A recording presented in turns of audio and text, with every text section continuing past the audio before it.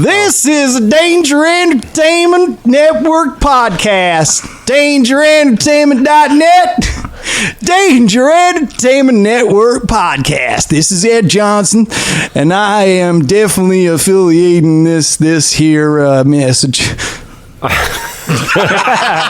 Janderhoff. Here come the dwarf fighter, Battlestone. He's a low stacks gangster, Battlestone. Excuse me, random villager, Battlestone. Gonna give you my cash, Battlestone.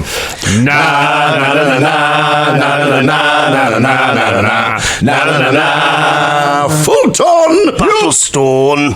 Aye.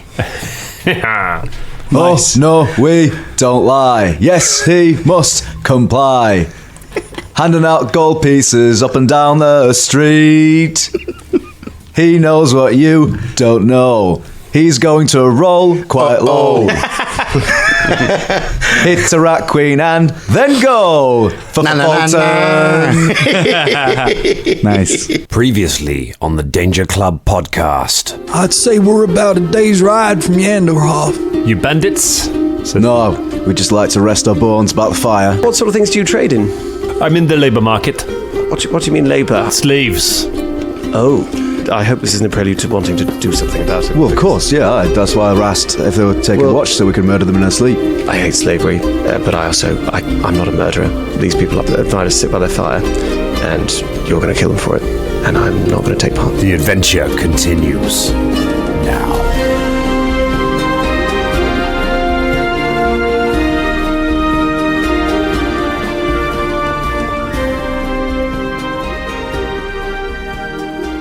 Now we're rolling. Hey Scott, Yeah. knock knock. Who's there? Hella. Hello, who? Hello everyone, and welcome to the Danger Club podcast. Grim DMing, nailed it. You've been nailing Grim DMing for about 7 games, I think. Ross, you and Colin never told us the answers to your greatest gaming moment. Yeah, why didn't you tell us the answers to that? Ross? I don't know. What's wrong with you guys? Didn't want to ruin the flow.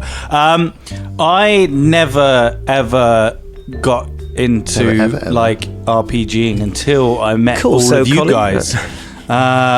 When we all started at a famous, actually not famous, a interactive actory job that we all did together, and I'd heard that you guys had started, and I think Dan said that I could come along once, and then I played a ranger named Raymir, and he was really good with animals.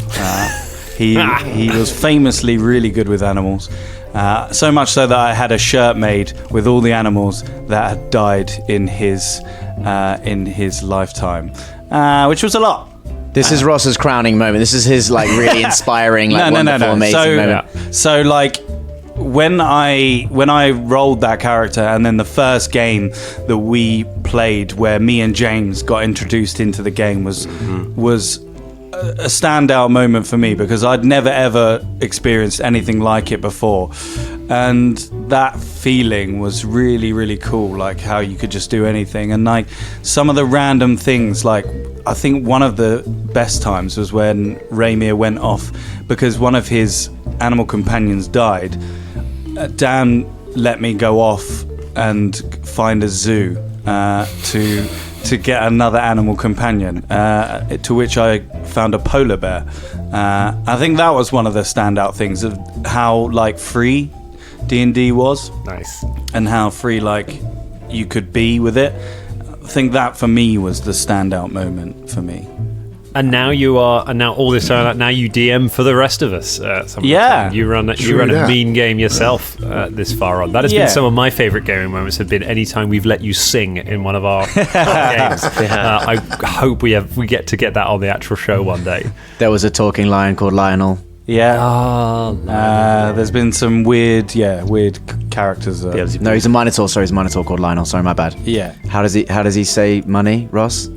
I think. Don't do it. I'll stop. It's just in the middle of a sentence where Ross just dropped on us like a really elongated. I like money. Like a bovine sort of sound. We just lost it. Yeah. God. Oh, good times, Colin. Well, as you know, was someone going to speak? No. I thought someone spoke. All right. So I've not been playing for like loads and loads of years, like a lot of you, and I started playing maybe 6 months before we started doing this podcast. I just kind of entered in at the right time. I had the equipment. You wanted to do one. It's the only reason I'm here, Dangerlings. It's the only reason I'm here. Sounds like a terrible chat-up line to be honest. Yeah, right. But no. I mean, I'd been meaning to come along for 5 years, hadn't I? Do you remember when you first started it? I couldn't do it for some reason, so I didn't come and join in the games.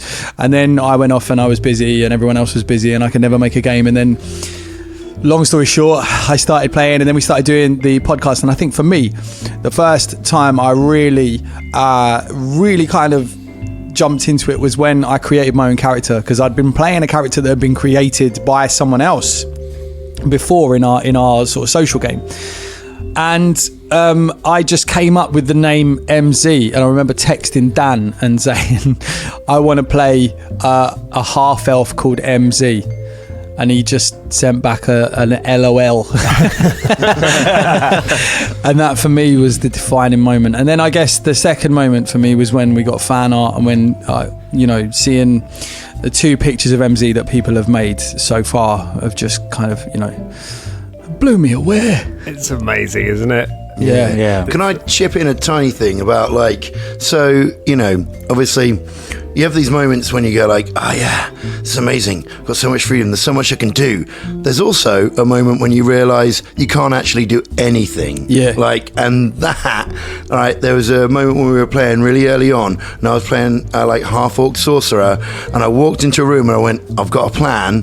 And I was like, I'm going to use shocking grasp on this boss orc, and he's going to go and die on the floor, like the Joker does to people in that Batman film, and went in and went, let me shake your hand, and he went like, ow, I kill you now. And I was like, oh crap, oh man, that did not work how I thought it was. And then we were surrounded by loads of other orcs, and I was like, this was like not work literally out well. in the middle of his tribe, wasn't it, in a big room? Yeah, it was. Yeah. My plan was I'd kill him and I'd go, haha, now I am your leader, and they'd all follow me. But it literally started with you saying, don't worry, I have a plan, like any great D&D thing. I have a fun story of one of my favourite moments from the history of this podcast. Oh wow. are So, you going to talk about? Are you going to say killing MZ? No, it's right. Thank you, Scott. We're all expecting it. No, I got to tell the story now because we're way past. It happened a while ago, and we keep getting far away from it. So have I mentioned that Ross and I met Jason Ballman? Have we ever? only 1,000 times. Yeah. The lead game, the head of game design for Paizo. Big J. We met him at UK Games Expo. I may have mentioned this quite a bit because now whenever I write game or design on my phone, it capitalizes it. So clearly I've mentioned it to a few people. But we met Jason, we did our interview, which was lovely. He then went off and had a holiday around the UK before flying back. About a week later, I saw a message from him saying he was in London, having a day in London before he flew home again, and what was there to do. So I sent him a message with just some stuff to do. Go to Orc's Nest, because we love Orc's Nest, a couple of good bars to go to, and I said, I'll do the Tower of London if you've got time. It's touristy, but, it's fun. And James and I work at the Tower of London. We perform at the Tower of London. It's a brilliant place. And I didn't hear anything back, and I saw a picture on Twitter later on. I was like, oh, he went to Orc's Nest. Oh, that's nice. And then I'm sitting in the break room at the Tower of London, and I look at Jason Ballman's Twitter feed, and I'm like, he's here. I just see a picture. I was like, he's in the tower right now. He's where we are. And I messaged you guys, and you guys are like, well, go and get a photograph of him, which I can't do because I'm dressed in Restoration era costume with a musket, so I can't run around with my smartphone, unfortunately. But I tweeted him and said, oh, we're doing a show at 3:30. Come and see that. And I looked down from the battlements halfway through the show, and Jason Ballman, the lead game designer of Paizo, who we interviewed, is watching our show at the Tower of London. And and he had to go afterwards. We had a bit of a chat on Twitter, but yes, we interviewed him about Pathfinder 2nd Edition, and then a week later he came and saw me doing a show about the stealing of the crown jewels in 1671. The circle was complete. So weird. the Bowl Man. Dangerlings, can you, and I mean, I know we say this a lot, but can you tweet us and tell us about your moments when did you get into RPG? We'd really like to know that, actually. We'll retweet the best ones, definitely. I'll tell you what, even the worst ones, we'll retweet you. I mean, I'll tell you what, I go in further, and I think it'd be quite fun to read out some of the best ones in the show. Yeah, you could do that, have a chat about them. So if they're really, really good, send them in. We want to hear. That'd be amazing to discuss that. We've had a few people that have started playing role-playing games because of the Danger Club, because they listen to the Danger Club. We got a message on our on our Discord. Yeah, the other day. That was awesome. And that's absolutely great. It's so much fun. And I think in this age of technology and distance and people doing video calls, getting a bunch of your friends and sitting around the table and playing a good old game, there's nothing like it. I'd recommend it. If you're thinking about it, do it.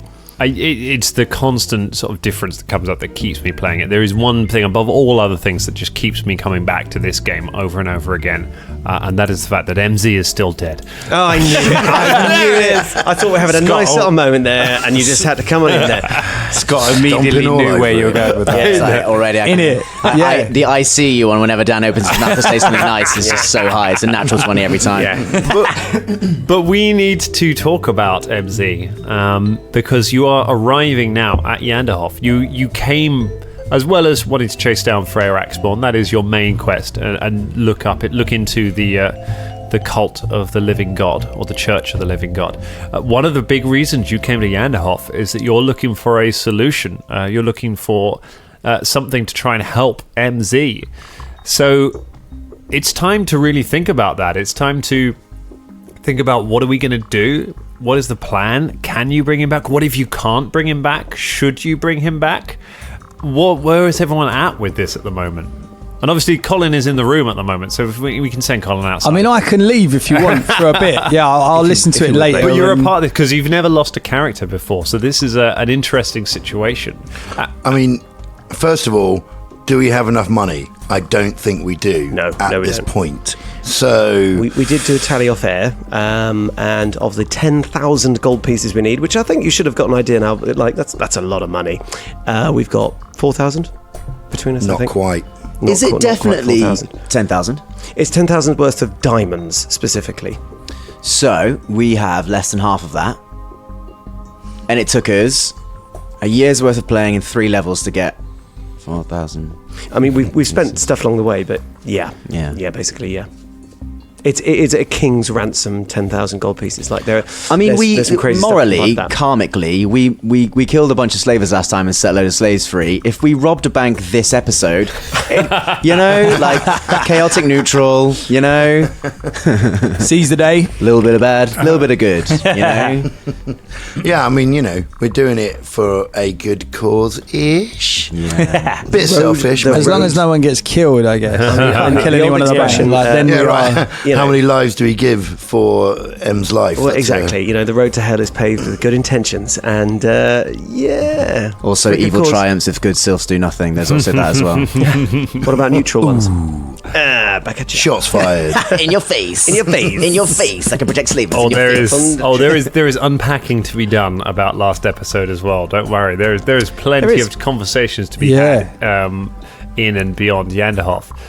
But yeah, this is the thing, is it's kind of bringing characters back from the dead is a thing that does exist in this world. I think everyone knows that. Your characters know that it maybe exists because you would, if that existed as a thing in the world, word would have gotten around.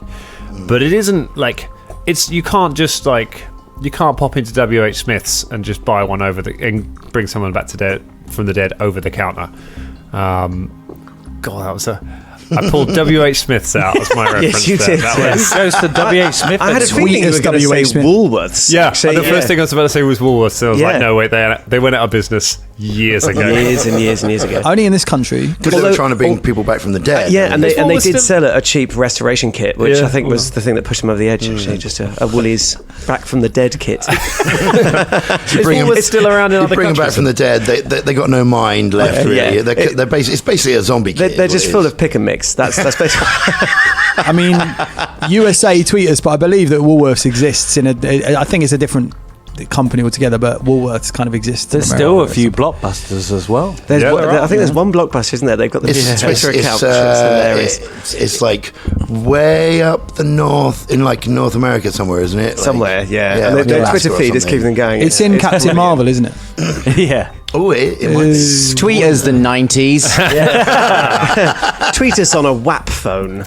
Do that. Well, suffice it to say, bringing people back from the dead is not easy. Yep. There are ways to do it, and you are free to explore those.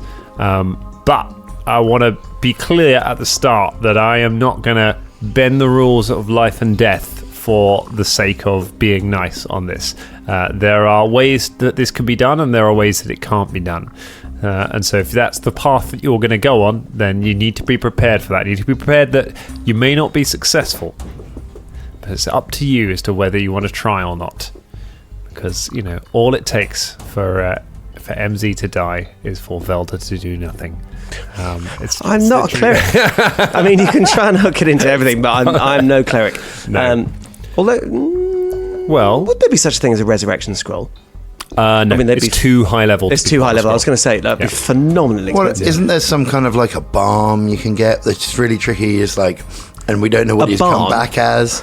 We did have some of that in a previous campaign. You know what I'm talking about? You're talking about the Salve of the Second Chance. Which is a specific item which is produced in the River Kingdoms. So if you could ever go to the River Kingdoms and meet the specific old woman who makes it, then maybe that would help. It's probably quite far away. That stuff is hilarious, though. It was basically you come back to life, but you roll on a random table. So you could come back to life as a newt or something like that. It was very Buddhist. Yeah, I think it's hilarious. Yeah.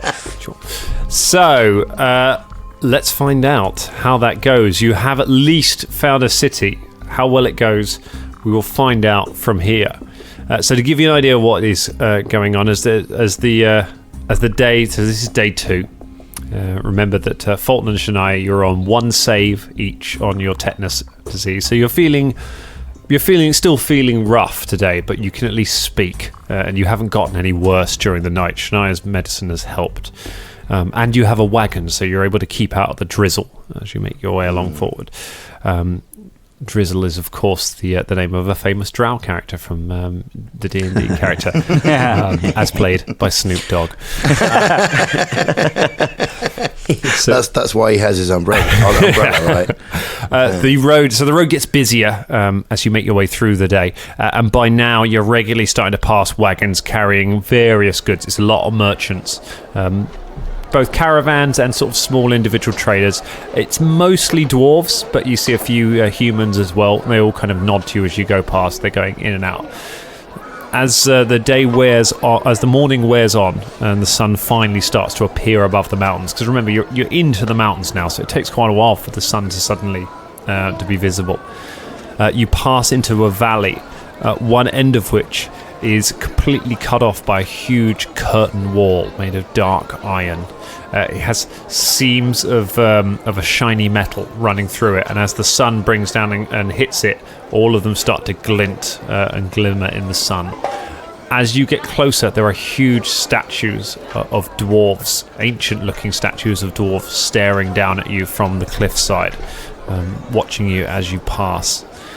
There are banners fluttering from the top of this curtain wall, all of which showing a warhammer, an upside-down warhammer, which Fulton, you easily enough know to be the symbol of Torag, who is the dwarven god of the forge. He is the dwarf god. So you know that you are approaching the sky citadel of Janderhoff. All of the traffic is being funneled down the mountain towards a huge set of gates in the curtain wall. So the wall seems to go right into the side of the mountain itself. So whatever this city is, it's built into the mountain. There is a small settlement sort of built around the gates where you can see people trading. And as you get close, you can see that there are about 10 to 20 dwarves in thick, heavy armour, full helmets covering their faces, huge tower shields, each holding a warhammer as well, all keeping watch. And there are some others who are searching wagons as they go in.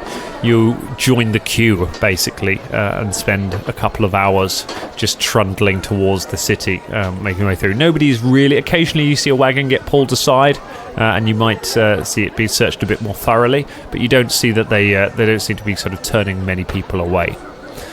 Eventually, you start to get closer to the front, towards the gates, and a dwarven woman with her hair done up in a bun, holding a clipboard, or holding a tablet and some chalk, comes walking over to you. Morning. Hello. Morning. Hello there. Yeah, hello. Feels weird. I can move my jaw. Hello. Hey. It was only a day, Fulton, but one day. What? Stop that. Sorry. If you could not speak for a day, then I think maybe you would implode, so shut up. Yeah. Do you want me to move on to the next wagon? I can. No, it's okay. No, it's fine. Let's go. This goes on all the time. You're welcome to Janderhoff. Hey. Thank you. Can I ask what you're hauling today? Mostly ourselves and our friend. What's your business? We're looking. Well, for a cleric, really, a healer. Hey. Got yourself in need of a healer, huh? Hey. Yes. Hope you're not bringing anything contagious into the city. No. Nothing like this, no. What do you need a cleric for? Well, maybe to breathe some life into a friend of ours. Dead body, huh? Hey. Yes, I'm Yeah. afraid so. He was a very dear friend. Mind if I take a look? No, not at all. go No. ahead. I've cast gentle repose on him, and I sort of show her back and show him. She has a look in the back of the wagon and pulls the tarp, or pulls the cloth aside to have a little look at MZ's face, and then covers it up again. Just nods, says, "Oh, my commiserations. Thank you. Gotta say you're a strange group. Well, we're a ragtag bunch of friends. Hey. I'm gonna if you can just hold for a moment, I'm just gonna have a talk with some of my colleagues over here. Just Okay. Is that Yes, a of course. problem? Sure, that's fine. can't be too careful with a lot of dangerous orcs around here, and well, can't see a lot of dark elves about. Oh, yeah. Who do you have a group name? No, we're just all. The friendly club? Yeah. Ed kind of looks around at Fulton saying no because Yeah. Okay. he's just been and then looks at Karagor as well as if to go, hang on a minute, you gave me a group name, what the hell is this? We also told the guys we released that we were the Danger Club. Yeah, that's what I mean. no, yeah. not in a. But I'm Ed, saying it because we should probably be low key on what we're. yeah, I know, but Ed doesn't. But know yeah, that. yeah. So now Ed's Yeah. a little bit confused by this, but he doesn't say anything. Okay. So the dwarves go and talk for a little bit, and you can see a couple of the guards looking over in your direction, and then turning to talk a little bit. Are they out of earshot? They are out of earshot. Ed turns to Fulton and just says, "What? Why didn't you tell them the name that you gave me?" Just because you never know who's listening. Sometimes it's better, not to tell everyone exactly who you are. You never know who might be listening. We're undercover here. See, we got to Yeah. find this person, and we don't want to go around willy nilly telling our names. All right. I mean, Uncle Gooden says you should speak the truth. Oh, does he? He does. Is that what he says? He's got a book out or something. Oh, it's just something I heard. Oh, yeah. Well, I don't know if there's many people who are fans of Uncle Gooden, if you could believe it, probably in Janderhoff. It's probably not wise to advertise ourselves as fans of Uncle Gooden, is it, Ed? Ed doesn't say anything. Okay. No, didn't think so. The The woman comes back over with her tablet and with one of the guards in tow. Out of interest, you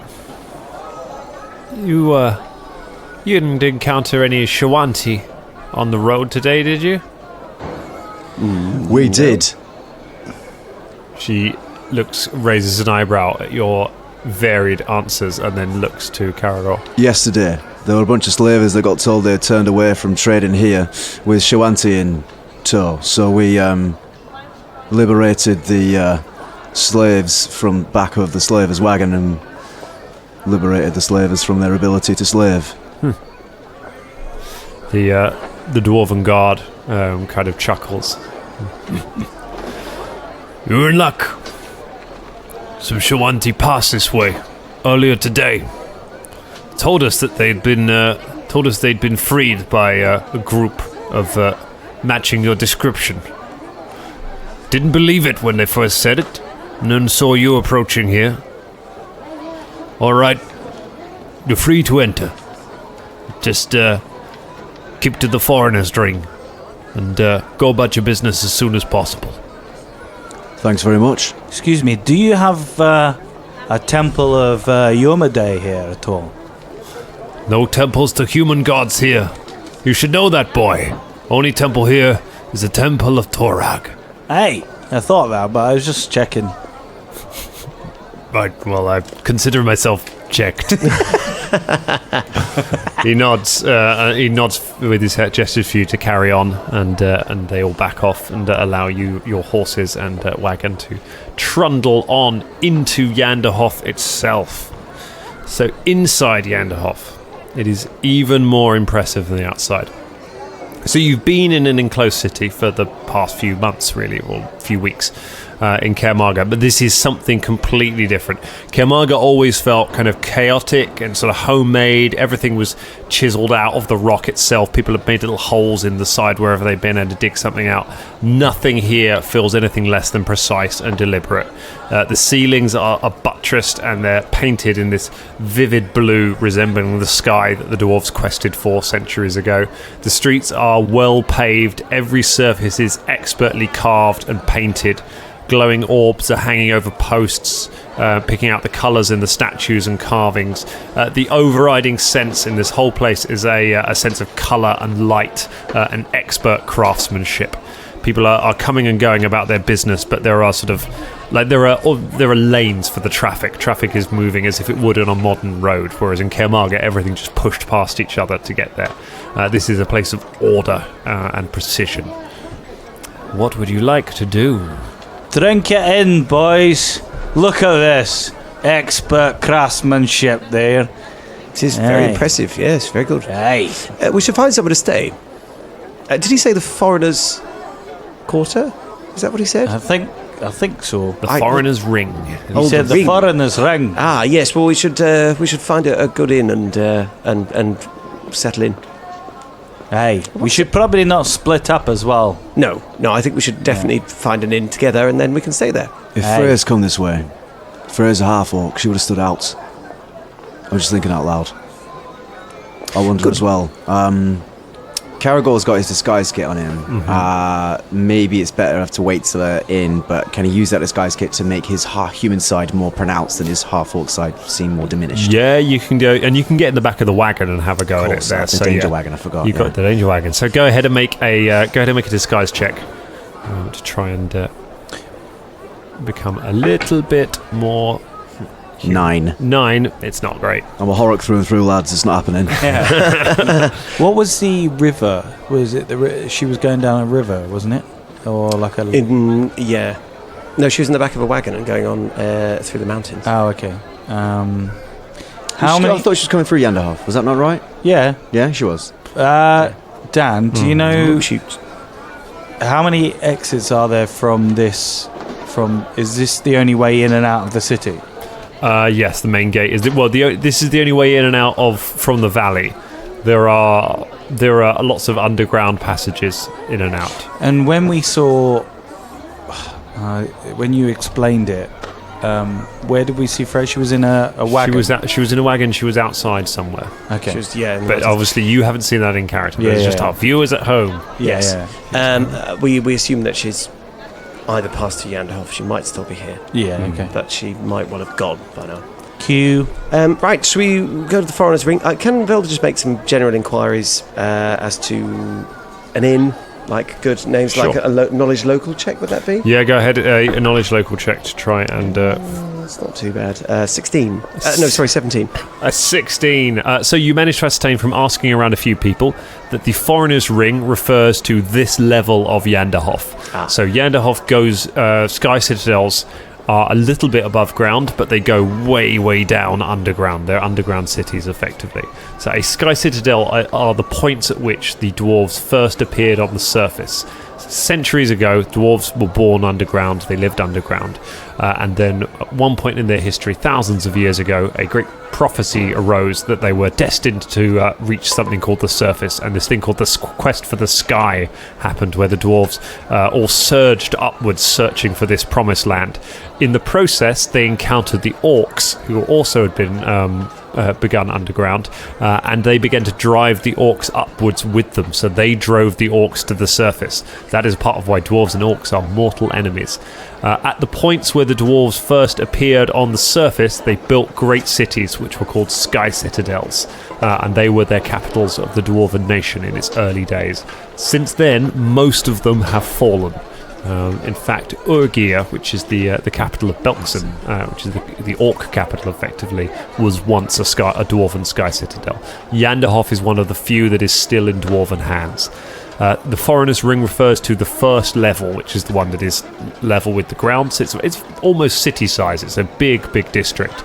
But there are many other rings below, which are for dwarves only, and for members of the clan only. So it is you get the sense you're not going to accidentally walk into one of these. It involves going through a heavily guarded gates to get to any of the bits of the city you're not meant to. And you ascertain that there are other ways out of the city. Janderhoff has some passages to Bloodsworn Vale, which is a way through the Mindspin Mountains, and you know that was mentioned in the letters you read. You also find a place to stay. It's an amazing roll, but you managed to find a tavern called Bangin' Hammers, which has got a few rooms available at quite a cheap rate. It's got a big open tap room at the bottom. But yes, there's a room that will sleep all of you that is available for a couple of gold pieces tonight. So you have a base. Splendid. Velder pays. Okay.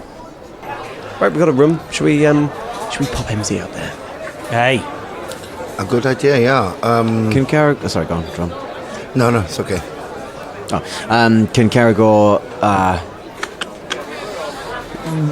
how seedy is this inn?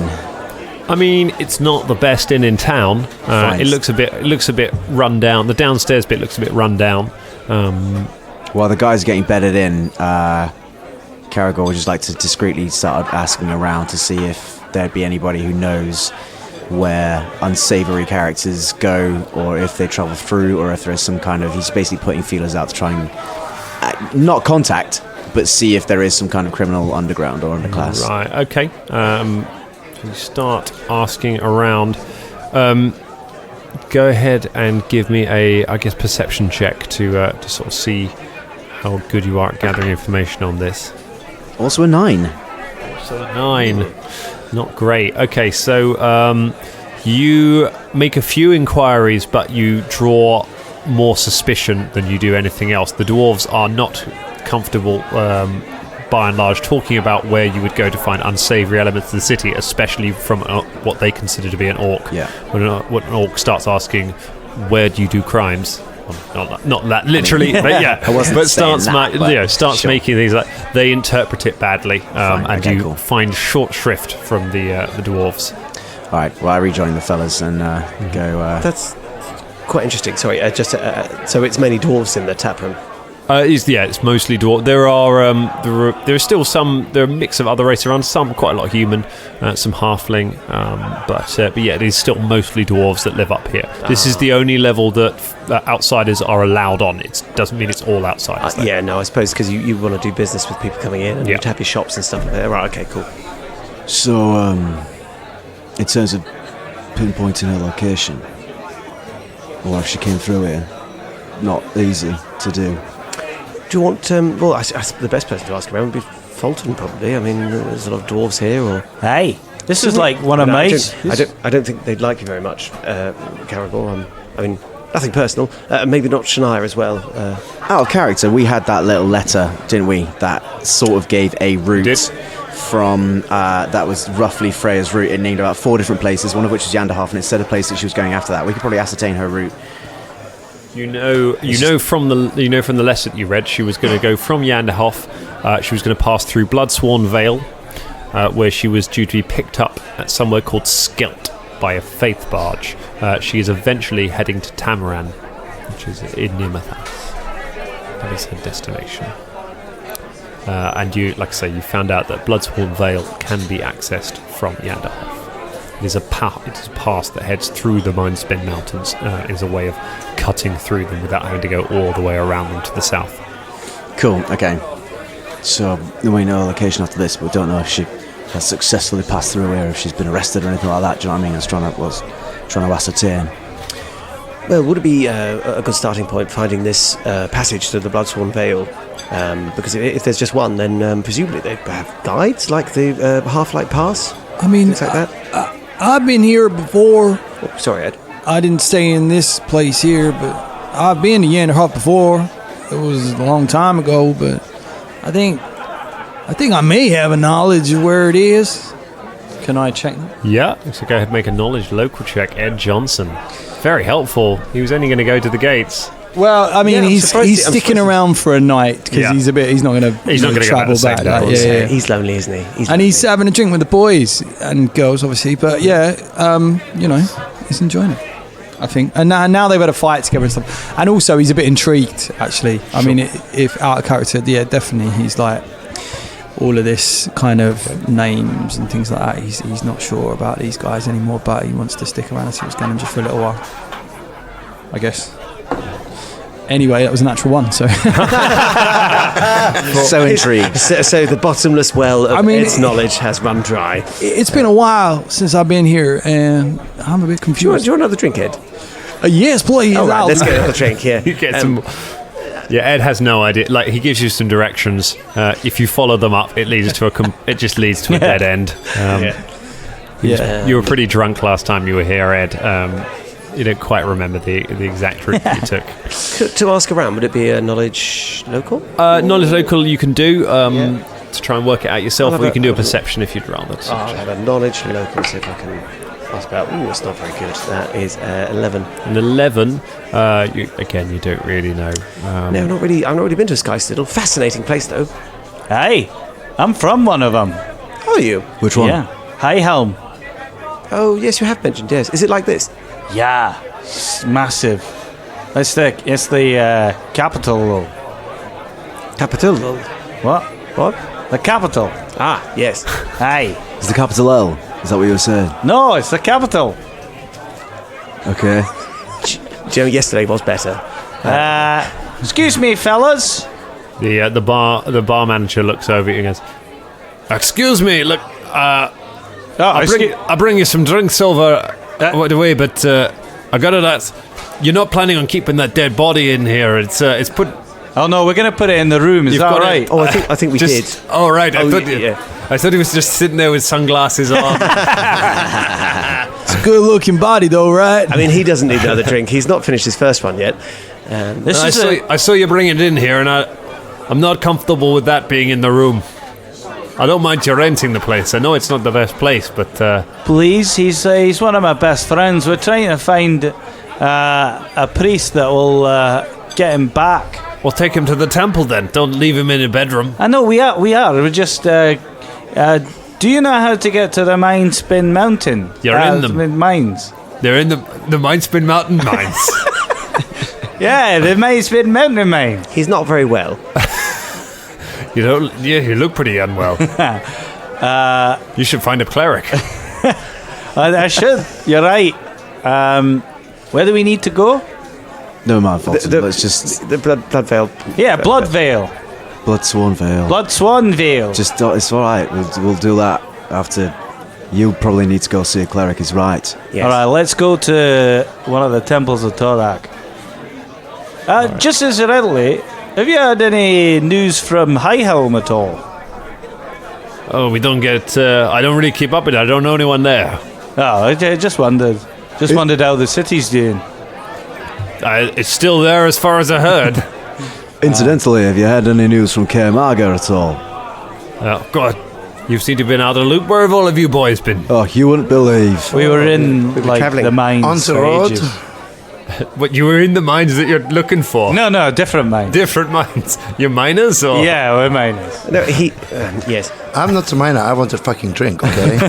We've just been travelling. Look, we'll pipe him down. If you could bring those drinks when you're free, that'd be lovely. Thank you. All right, he goes back and didn't comes back answer- with some drinks. Didn't answer my question. Yeah, he did not. Karagor looks a little bit put out. Sometimes, if the Danger Club change the subject enough, the NPCs forget the actual question.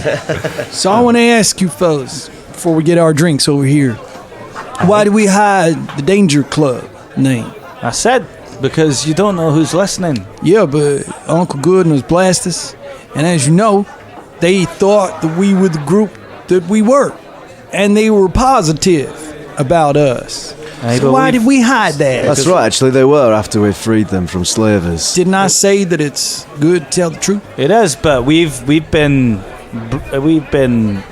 lied to before, and it takes us a while Okay. to trust people. Look, Ed, you say that speaking the truth is a good thing, yeah? Yeah, most Yeah? of the time. Well, then we perhaps have some truth for you. Are you ready for the truth? Wait, hang on, Shania. What? Karagor catches the tone and just goes, just 1 second, please. By the way, you look really, really pretty today. I haven't told you in a while, actually. I should long be more What were you attentive. going to say, Shania? Hang on, wait, Ed. Yeah. Just before Shania says that, listen, partly the reason is that there... Oh, wait, no, he's not with us, is he, MZ? No, he's in the room. upstairs. Points upwards. Yeah. It's both, that's quite a nice symbolic thing. He was quite good at talking and that and being diplomatic and chatting. And, I mean, at the moment he's dead. So we didn't want to have to rely on that. Sometimes it's best to hide your identity and who you are. Karagor gestures at his eye patch and stuff and his failed attempt at disguising Gold wig. to, do your best work. And, oh, look at that. Isn't that, look, a squirrel. Oh, yes, look at a squirrel. How God, fascinating. how distracting. The squirrel looks over from the other table and says, "Hey, leave me out of this." Is he smoking a cigar and playing cards?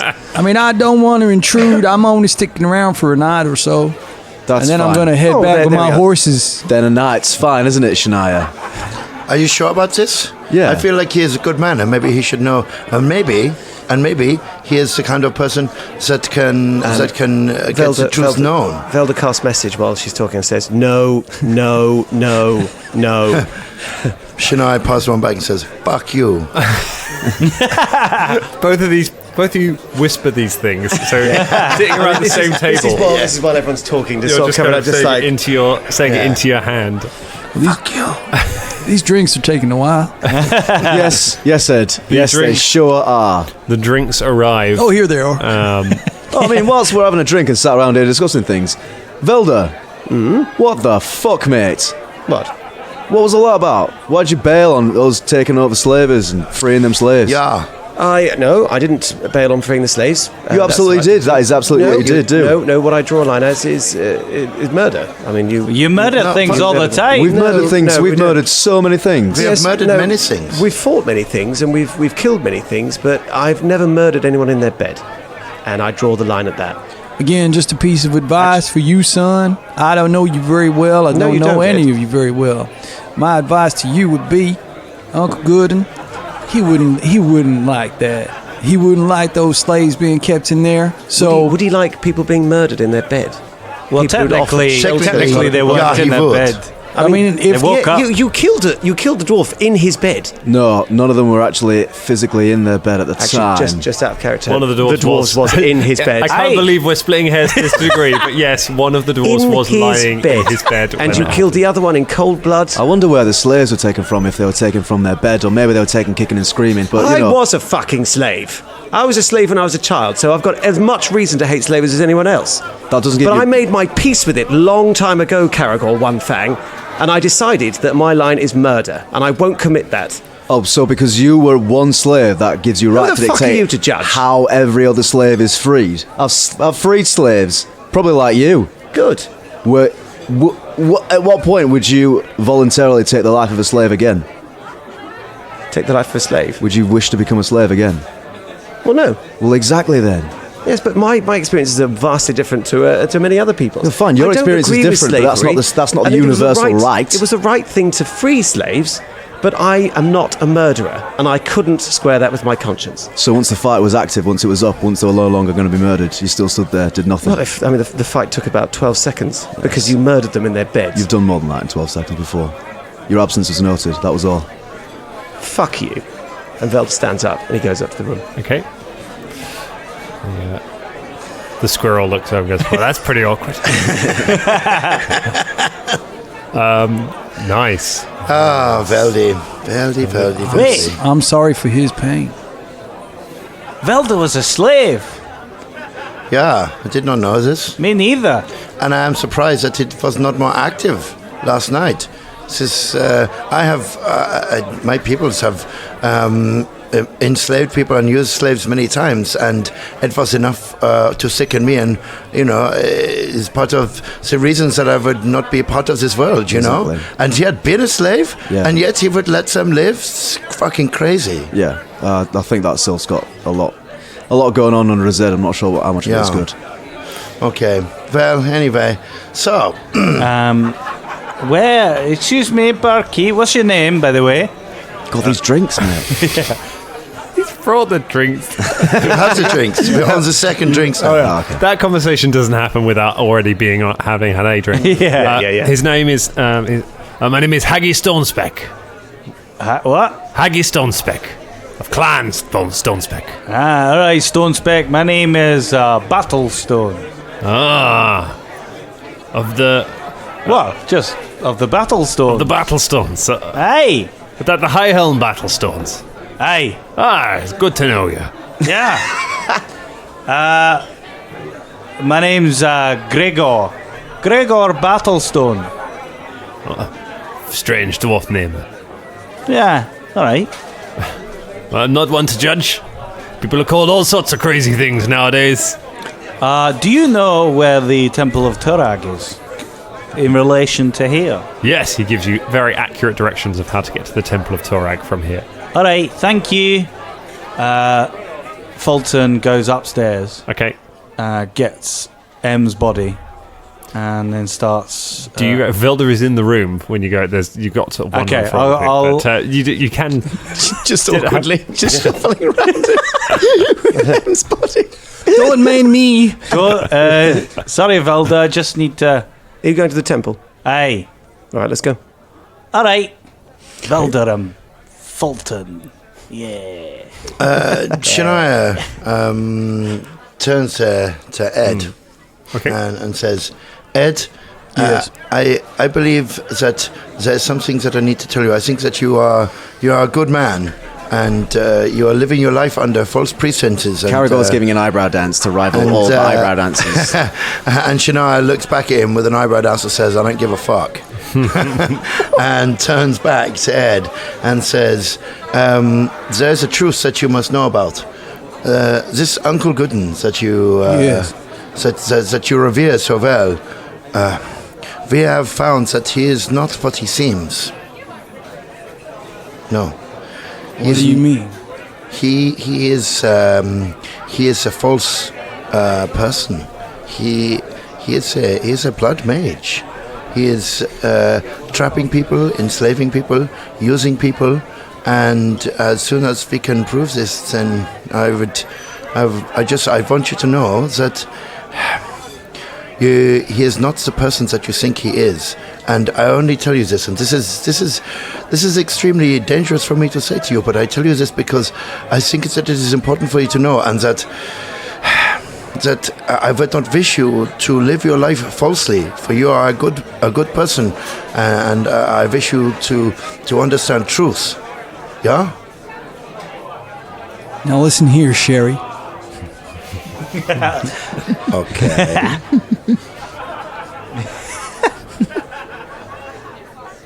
That's a lot of information you've just given me there. And I'm sorry, but there's been a lot of lies about Uncle Gooden, and I know that they're not true.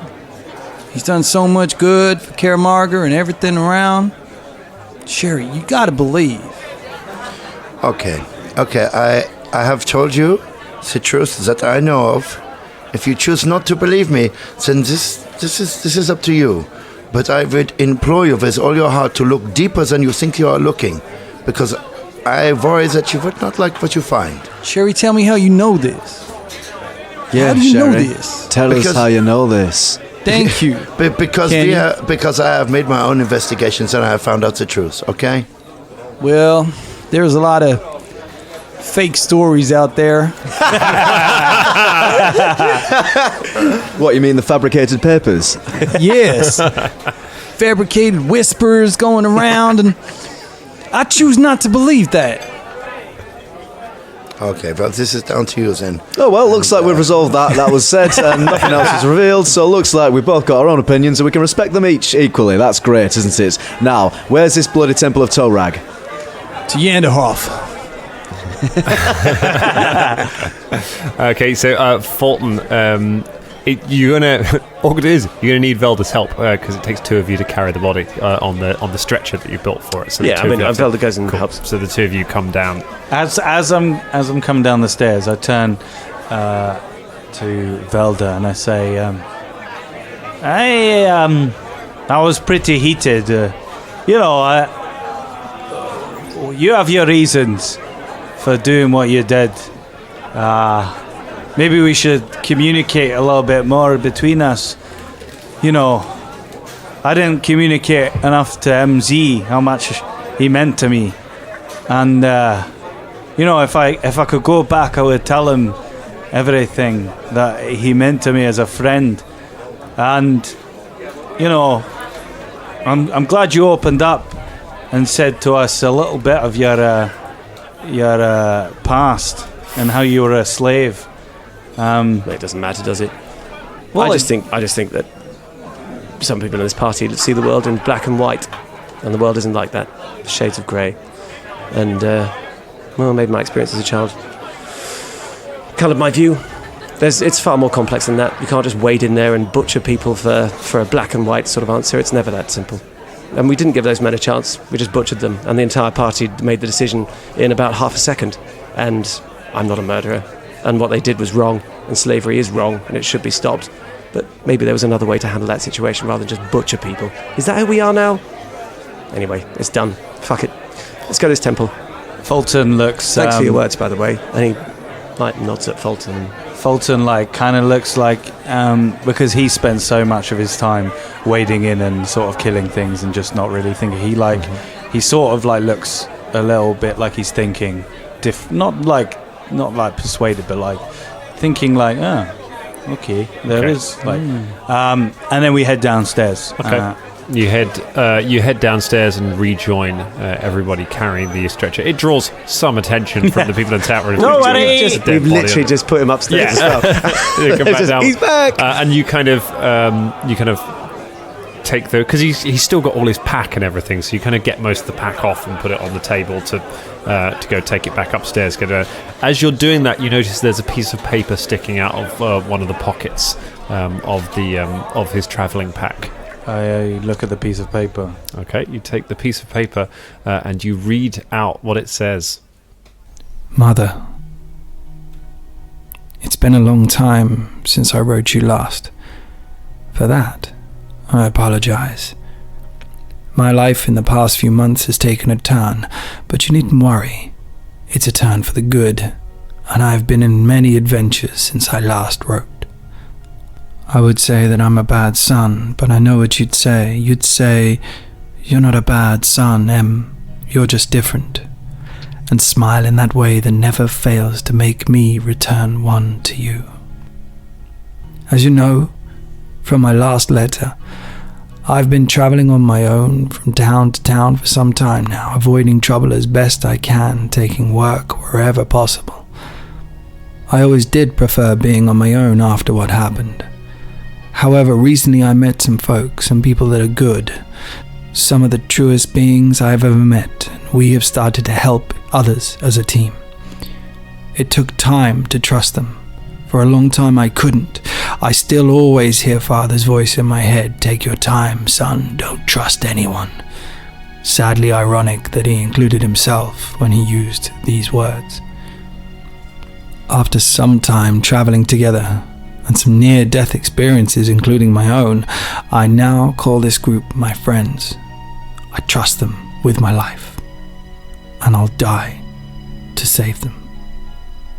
Their names are Shania Rain, a drow who bears so much pain, but uses this pain to relieve others of theirs. Karagor One Fang, a half-orc, or Horik, as he prefers to be called, who has never lost a fight to man nor beast, a true and just being with a talent for entertaining equal to fighting. Velder Kenblight, a wizard who is knowledgeable and knows exactly when it's time to leave, and who is right. I don't mean right as in he knows everything, as he definitely does not, but he is right in his heart. And for me, that's where it counts. And lastly, Fulton Battlestone, a fighter dwarf who you'll be happy to know can drink like any Z, who fights as strong as Yomadai herself. Fulton is someone who I can say is a better companion than anyone could wish for. My true friend. I will be with him until one or both of us perish. As I said before, I would die for them all, and I'm sure they would die for me. And for this reason I have found some peace. A peace I have not known since before Father died. I still wish I could reconcile with him, but wishing is a fool's pastime, so I choose to spend my time doing good in the world with my new companions. I choose to be a part of the Danger Club. This is where I find peace. We are about to go on a mission to confront a villain who resides in Karagor, one who has information and has wronged a new friend of ours. I'm confident we will be successful in this quest. I have no doubt that we will have to leave the city after our mission, but just know I'll be safe. And I promise, I'll write again soon. I love you, Mother. One day I will return. Until that day, know I am safe and with friends. Yours, M, son of Memzi. P.S. I finally purchased a Hungermonger. I always wanted one, and I know Father would be proud knowing that one day I will use one like he did all those years. P.P.S. I'm playing the ukulele again. I know this always made you so happy.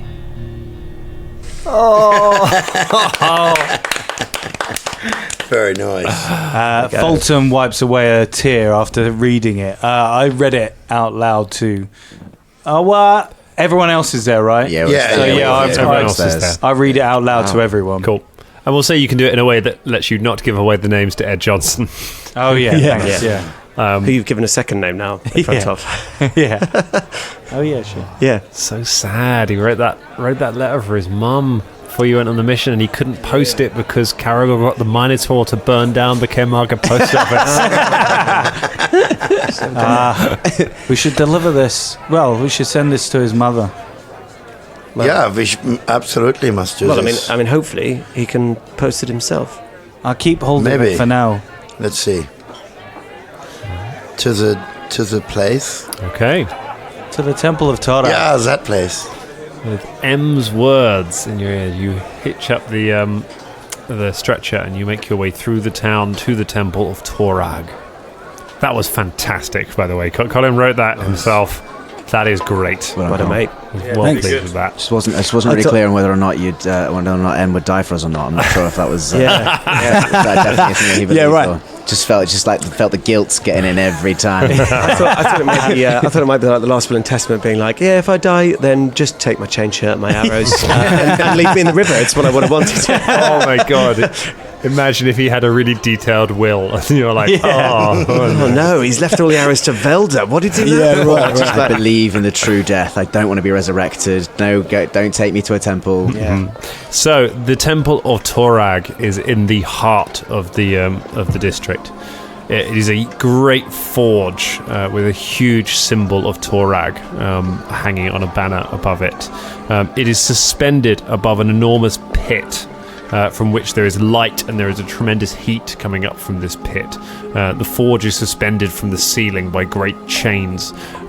Carved into all four sides of the temple is a huge dwarven face with an open mouth, and from the mouths of the dwarves pours a constant stream of molten metal, which pours down into the pit far below, where there is just a lake of molten metal shimmering.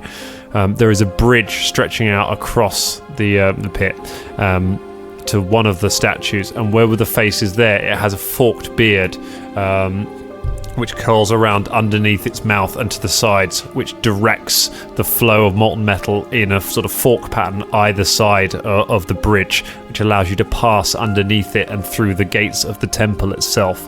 There are priests all around there. There are a lot of dwarves here, a lot of people coming to worship. There is a great worship space here, and there are people, mostly dwarves. There are a few other people as well, and there are lots of priests wearing holy regalia with that symbol of the upside down anvil on, and many of them also wear smith's aprons. You can see all of them have smithing tools as well. Torag is a god of the forge, and so it is part of their regalia that they wear those things. You ask around. What are you asking for primarily? If anyone knows of any priests that know anything about resurrection, resurrection or reincarnation. Okay, so you ask about bringing back the dead, and you are looked at in a sort of puzzled way and told to wait for a little while.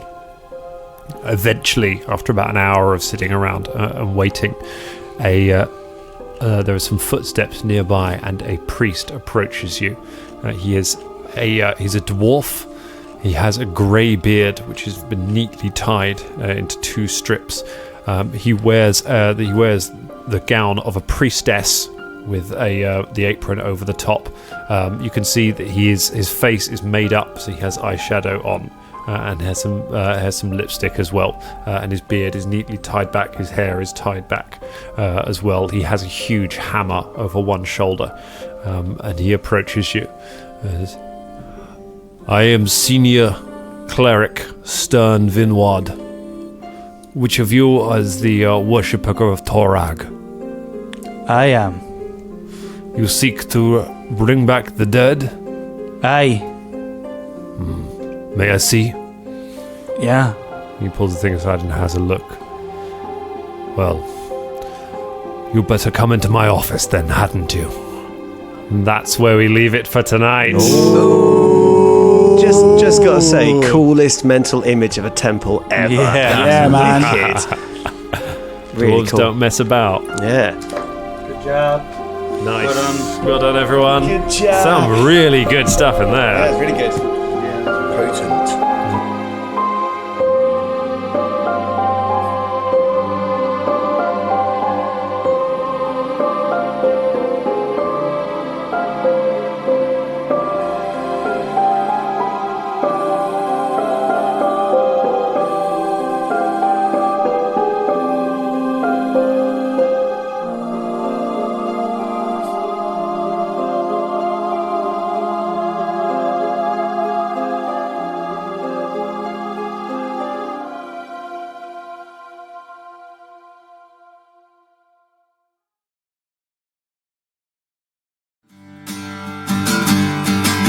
Hi, I'm Jen.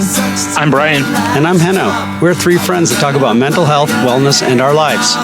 Through articles and tips, we share what has worked for us on our paths overcoming depression, anxiety, bipolar disorder, alcoholism, and addiction. Come join us on our journey. You can find us anywhere you listen to your podcast. Just search for The Crazy Life. Remember, wiggle your toes and just keep breathing.